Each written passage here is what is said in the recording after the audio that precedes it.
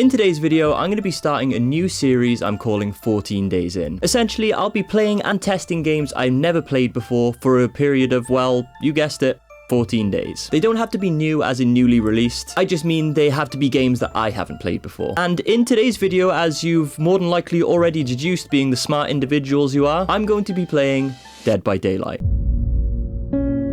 My first 7 days will be spent playing Killer, and the last 7 days I'll be playing as a survivor. I'll be sharing my thoughts and opinions on both playstyles, as well as my overall thoughts on the game and the player base from the point of view of a new player in 2024. Because it's fair to say that Dead by Daylight players have a little bit of a, shall we say, reputation? Holy f*** this team. Come on, dude, this game sucks so fucking much. How the f*** does that not count? Another toxic gatekeeping try-hard nerdy piece of thanks for the res, idiot. Yep, that's just whack. Anyway, with that being said,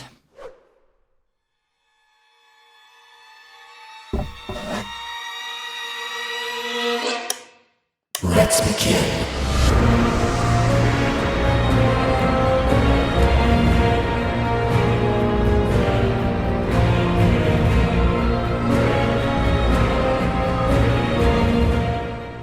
So, before starting my 7-day murderous killing spree, I decided to get to grips with the game by playing the tutorial. Overall, it seemed pretty straightforward. As a killer, it's your job to make sure you murder all the survivors before they repair the generators and escape. And as a survivor, it's your responsibility to fix all 5 generators and escape the map before the killer has hooked you 3 times. Otherwise, you'll be sent straight to Valhalla. If you guys got that reference, let me know in the comments down below. But yeah, the tutorial was great. The only thing I was still confused about after completing it was, why did the pain sounds on this game sound like they'd been ripped directly from the hub?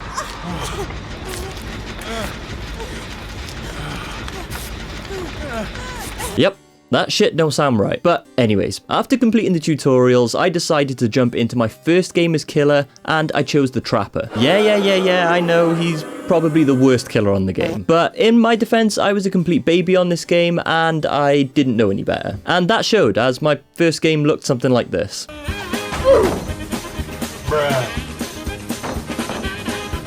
No! God, please, no! No! No! No! God! Bruh.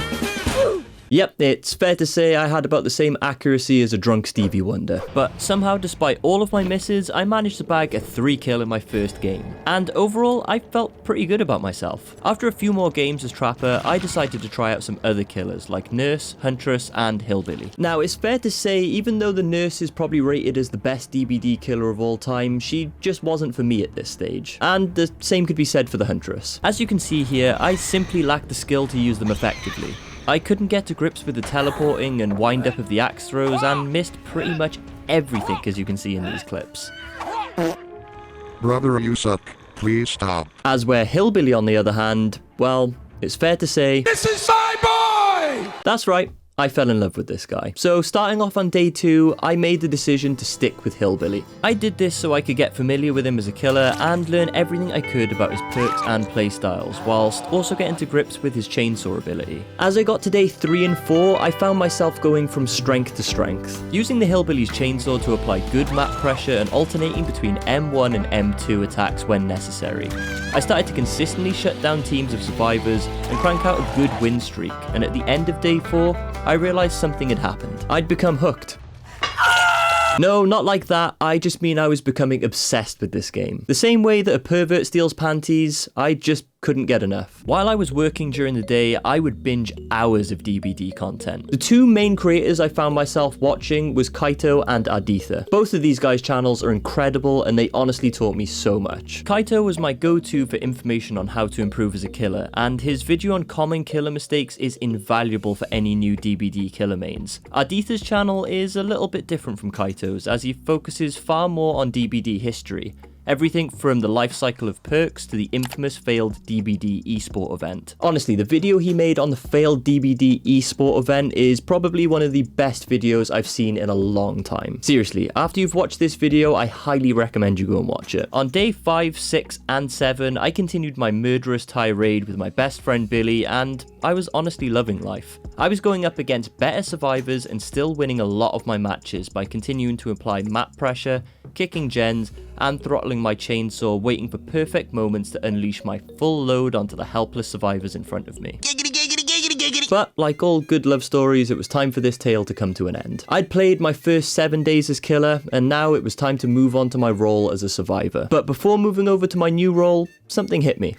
Oh, fuck. I went into this challenge thinking DBD was going to be riddled with toxic players, but honestly, that couldn't have been further from the truth. In my 7 days of playing as a killer, I only had one person chat shit to me. Everybody else I interacted with was really friendly. And sure, I may have been teabagged more times than Riley Reid at a bukkake party. But I grew up in the mid-2000s playing Halo, so teabagging me is the equivalent of using a torch on a killer who's using Lightborn. It didn't do anything other than make me laugh. Anyway, with that being said, it was time to put the blade to one side and swap it for a med kit. Because for the next 7 days, I was going to be a survivor. So, for my first game as a survivor, I chose Dwight, as I didn't really know who to play, and he's kinda the poster boy for DBD survivors. I ended up winning my first match, but honestly that was more of my team than me, and I wasn't really feeling Dwight as a character, so I decided to switch things up and play as Claudette. But after getting shafted by a xenomorph, I decided she also wasn't for me, and changed up to Meg at the start of day 2. Playing with Meg felt good. What? I continued on with Meg through days 2, 3, and 4, and during this time, I learnt something. I sucked at being a survivor, I mean truly terrible. I seemed to have a special ability for running straight into the killer, as well as getting easily flustered soon as I was in the terror radius. Not just that, I was also awful at looping, and my understanding of different killers was pretty much zero. But that slowly started to change on day 5 when I made my first DBD character purchase. I bought Kate Denson because of one specific reason. No, not that. I bought her as she had a perk named Windows of Opportunity, and oh my god, this perk was a game changer. The perk allows you to see all windows and pallets within 24 meters of your location, meaning I was no longer blindly running around trying to find loops and freaking out when a killer was near. Not only that, by day 5 I had a better grasp of different killers and their individual techniques. I was still pretty terrible, but for the first time I felt like I had a small amount of influence over the outcome of my games. The best way I can describe my journey as a survivor is through the words and song of Gloria Gaynor.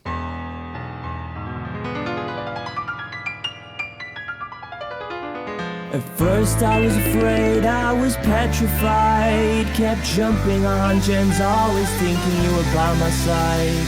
But then I spent so many nights thinking how you did me wrong, and I grew strong, and I learned how to get along. Oh no, not I will survive. Oh well, as long as I do gens, I think I'll probably stay alive. I've got my life to live, and I got more loops to give. I will survive. I will survive. Hey, hey. Yeah. Anyway, as I was saying, by day 5 I finally started to get better as a survivor, and this was massively down to Kate and her perk Windows of Opportunity.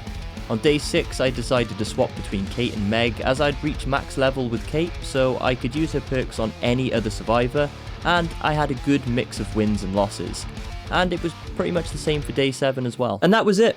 My stint as a survivor was over, and my 14 days on Dead by Daylight had been complete. I'd learned a lot during my time on Dead by Daylight, yet I felt like I'd only just scratched the surface on what this game has to offer. But with that being said, there are some points I need to make. Some are good, and some are not so good. So, let's get into the experience and conclusion of being a new Dead by Daylight player in 2024. So, starting off with the negatives. My first and probably worst experience in this game goes to bully squads. I was unfortunate enough to experience one of these in my first 2 days of playing. And for any of you that are unsure what a bully squad is, they're defined as the following. Any groups of survivors that come into the game with the intent of making the killer as miserable as possible. In my case, I was stun locked by flashlights, which, let me assure you, sucks. Picture this. Me as a baby killer simply looking for survivors to hunt when, BAM! I was flashed, and then again, and again, and again, until I just gave up even trying. Now, I have no problem losing a match, or even with survivors that use a flashlight, but when it's used as a way to immobilize a killer and shut down a game completely, You're gonna have a bad time. my next issue with the game is paid perks. So when first starting off, you have access to 7 survivors and 5 killers. Each character has unique perks for you to unlock, and once you hit level 50, those perks are unlocked for all other characters. But the issue is, there are 13 killers and 13 survivors you need to pay for if you want to use them. Meaning there's a total of 78 perks you don't have access to unless you pay. Now, I want to stress, I don't think that this is a pay-to-win type of situation, but it definitely does block off a large portion of this game to new players. The next issue I encountered was waiting times. I'd be waiting for 10 or even 15 minutes sometimes before joining a game. It seemed to be worse as a survivor, but if I'm being honest, killer wasn't much better either. Now, I'm willing to concede this may be something due to my internet speeds or even the region I'm playing in, but it is definitely something I experienced throughout my entire 14 days playing Dead by Daylight. And the last little issue I had as a new player was terminology. Seriously, this game pretty much has its own language, and that makes understanding certain things pretty difficult as a new player when you start consuming Dead by Daylight content. For example, these are just a few sayings I've heard used in multiple videos I've watched. Slugging, moonwalking, jungle gym, Kobe, meta, solo queue, sandbagging, sweating, tunneling, window teching, shack. And that's only a few, there are so many more. And as a new player, it really can be difficult learning a new game, and then on top of that, you've got pretty much a secret language that goes along with it. Anyway, that is enough of the negatives, it's time to go through the positives. Now, I'm gonna level with you. Before starting this 14-day trial of Dead by Daylight, I really didn't expect much from this game. But like a devout crackhead, I'm now hooked. In fact, this video should have been finished maybe a week ago, but I just haven't been able to stop playing. I'm now over the 100-hour mark, and I have no plans on stopping anytime soon. Those are rookie numbers. This game is seriously addictive, and more importantly, it's fun. Whether you play killer or survivor, it always manages to stay interesting. Between all of the perks, abilities, maps, and characters, no two games ever feel the same. And the fact they have multiple IP characters like Nemesis, Laurie Strode, Michael Myers, Chucky, Ripley, Ghostface, and loads more adds another amazing element to this already layered game. Stalking survivors as Michael Myers, building up your tiers, and then going on a murderous rampage is so much fun. Not only that, one of the most shocking things is that it's free. What do I owe you? Nothing. It's for free. Free? Admittedly, for the full library you do have to drop some dollar, but it's not required. You can easily play and enjoy this game with the free characters provided from the start. And buying characters doesn't equate to being good at this game or even necessarily enjoying it anymore. In my time on Dead by Daylight, I've learned that knowledge and skill are king. So, in summary, Dead by Daylight isn't perfect, and it has flaws like every other game in existence. But most importantly, it's fun, it's free, and it's nowhere near as toxic as people seem to make it out to be. And that's probably why it's still going 8 years after it's been released. If you've never played Dead by Daylight, I think you should give it a try. And if you're anything like me, you'll probably fall in love with it as well. Lastly, if you guys have any suggestions on the next game I should play in the 14 Days In series, let me know in the comments below. Until then, I'll see you in the next one.